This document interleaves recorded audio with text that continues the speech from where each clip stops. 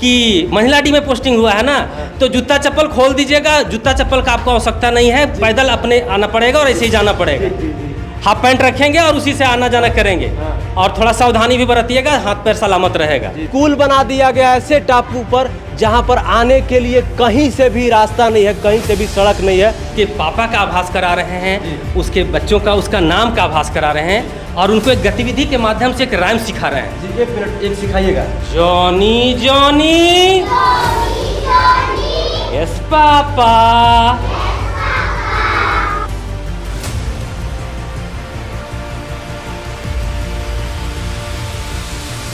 तो जैसा कि आप हमारे पहले वाले वीडियो में देखे होंगे कि एक ऐसे स्कूल का आपको दृश्य दिखाए, एक ऐसे स्कूल का कंडीशन दिखाए जहां पर बच्चे भारत के हैं लेकिन स्कूल बन गया श्रीलंका में। मैं ऐसा इसलिए कह रहा हूं क्योंकि भारत से आने के लिए भारत के स्कूल में रास्ता ही नहीं है। आप समझ लीजिए, तो खेत से होके, कियारी से होके, आरी से होके, आहरा से होके, नदी से होके, नाला से होके आना पड़ता है।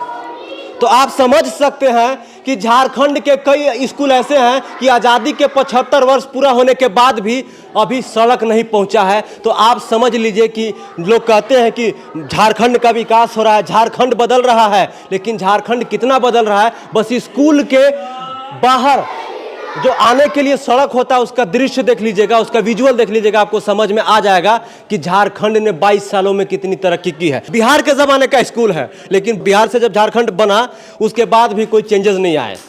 बस सर का प्रयास यह है कि यहाँ पर फूल पौधे, पेड़ पौधे लगा दिए हैं जो सर के बस में था। अब सर तो रोड बनवा नहीं सकते हैं, रोड तो नहीं बनवा सकते हैं ना, रोड बनवा नहीं सकते हैं, विधायक, शिक्षा मंत्री लोग बनवा सकते हैं। चलिए ताकि सर मैं कमिंग सर, ये क्या करवा रहे हैं आप? ये एक गतिविधि करा रहे हैं बच्चों को राइम्स के लिए। अच्छा। बच्चे को उसके पापा का आभास करा रहे हैं, उसके बच्चों का उसका नाम का आभास करा रहे हैं, और उनको एक गतिविधि के माध्यम से एक राइम सिखा रहे हैं। जी, 1 मिनट एक सिखाइएगा।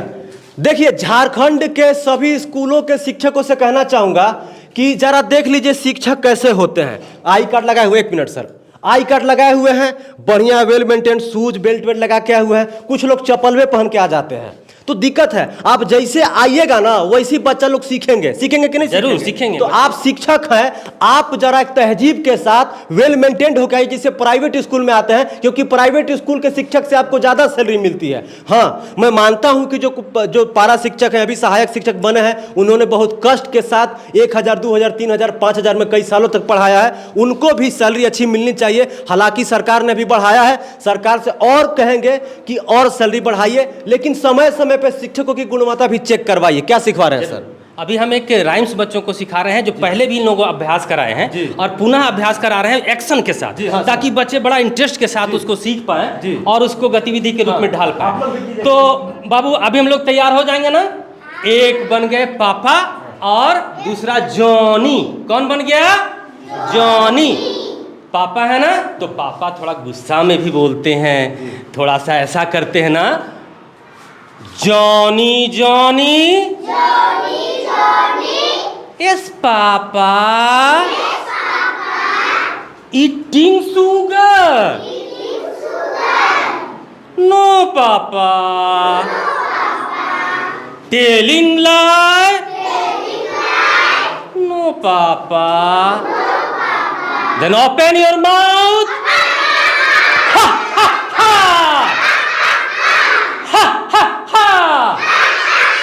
कई बार क्लैप कर दे, ताली बजा दे।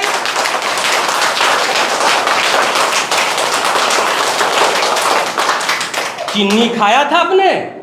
चीनी पापा तो कह दिए, एक बार फिर से रिपीट कर ले हम लोग, फिर से इसको बोल ले दोबारा, अच्छा से बोलेंगे, अच्छा से बोलेंगे।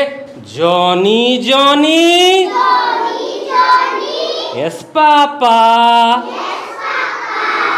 Eating sugar no papa, telling lie no papa, open your mouth, ha ha ha, ha ha हा। जरा ताली बजा देंगे, मजा आया? एक बार आप ताली बजा देंगे जोर से। याद हुआ हम लोग को, है ना? तो इसको घर में भी सुनाएंगे, घर में सुनाएंगे ना, और फिर यहाँ भी जब जब पूछा जाएगा तब तभी बताएंगे ना? हाँ, तो बताएंगे जी। सबसे पहले सर के लिए ताली बजाइए।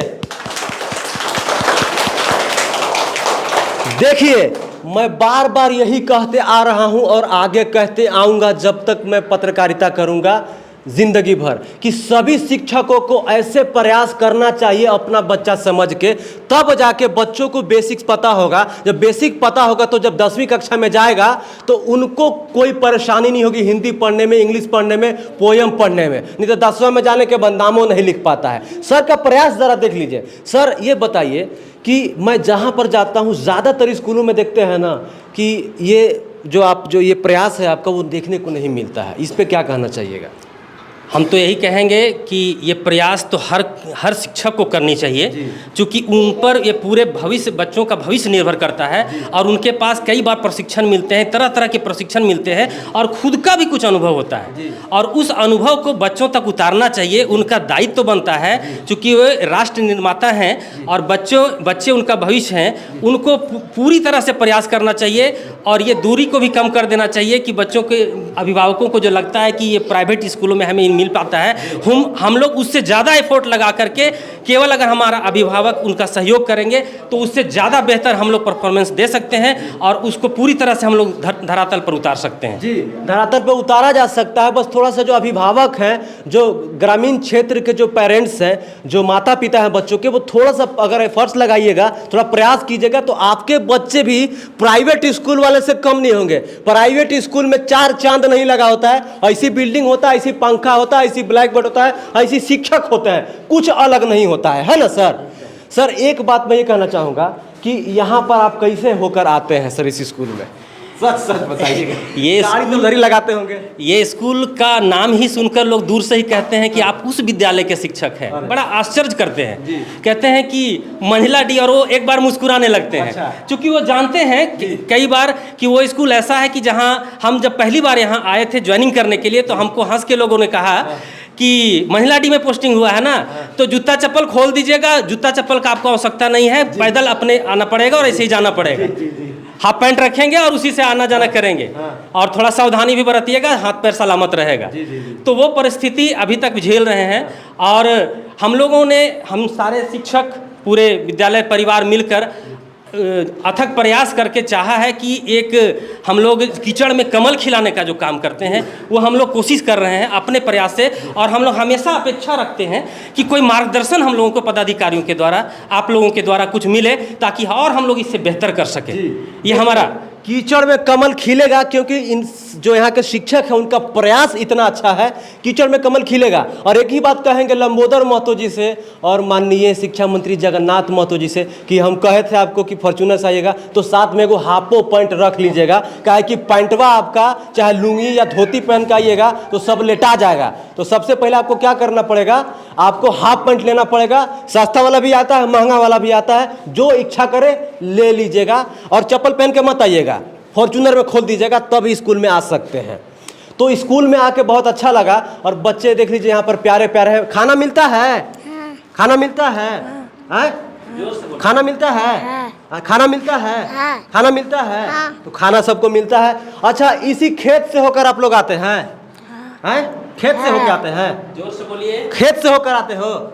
तो प्यारे प्यारे बच्चे हैं सर, आपका प्रयास मुझे इतना अच्छा लगा। देख लीजिए यहाँ पर ये जो पोयम, ये जॉनी जॉनी यस पापा, एप्पल सेब, ये सब देखिए बच्चों को पढ़ा रहे हैं। हाँ अच्छा बच्चे देखिए, तो सर तो एकदम काबिले तारीफ सुनाए हैं। अब यहाँ की जो बच्चियाँ हैं वो सुनाएंगे। चलिए, क्या नाम है? प्रिंस। आपका बेटा? चलिए, आपको चॉकलेट मिलेगा और पेन मिलेगा और कॉपी मिलेगा। चलिए सुनाइए। एक मोटा हाथी झूम चलिए मकड़ी के जाल में जाके वो फंसा, जाल को देखा, देख के डरा, दूसरे हाथी को इशारे से बुलाया, इधर आ इधर आ। 2 मोटे हाथी झूम के चले, मकड़ी की जाल में जाके वो फंसे, जाल को देखा, देख के डरे, दूसरे हाथी को इशारे से बुलाया, इधर आ इधर आ। चलिए ताली बजा दे, वेरी गुड। कैसा ताली बजाएंगे? 3 ताली वाला बजा के दिखाइए। हाँ बजा। वाला।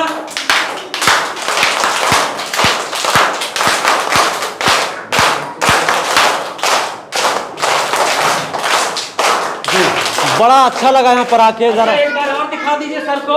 हम लोग वर्षा वाला ताली बजाते हैं ना, वर्षा बारिश होता है तो कैसे आवाज करते हैं हम लोग अपना रूम में बजाते हैं ना, तो ऐसे करेंगे 1, बोलिएगा नहीं, जोर से बजाइए, जोर से बजाइए। 2, 2 उंगली से।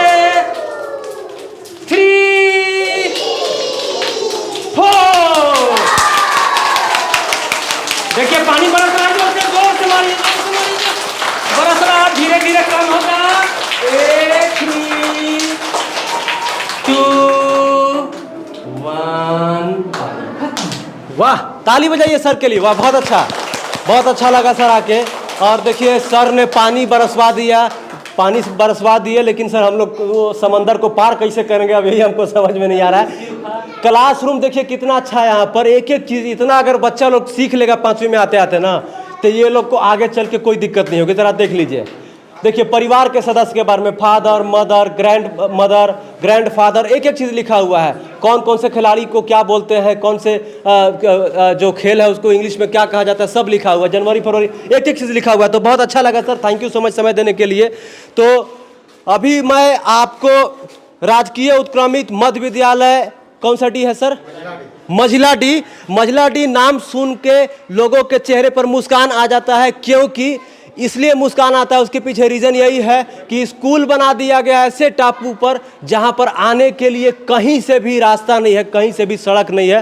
तो आने के लिए आपको खेत से, कियारी से, नदी से, नाला से होके गुजरना पड़ेगा और हाफ पैंट पहन के आना पड़ेगा। कैसा लगा रिपोर्ट ज़रा कमेंट करके बताइए। और शिक्षा मंत्री और यहाँ के विधायक सभी लोगों से विनती है कि ऐसे स्कूलों पर ध्यान दीजिए। अगर आप लोग ध्यान नहीं दीजिएगा तो इसको चंदा करके बनवाएंगे हम लोग, लेकिन ज़रूर बनवाएंगे। जय हिंद, वंदे मातरम। नहीं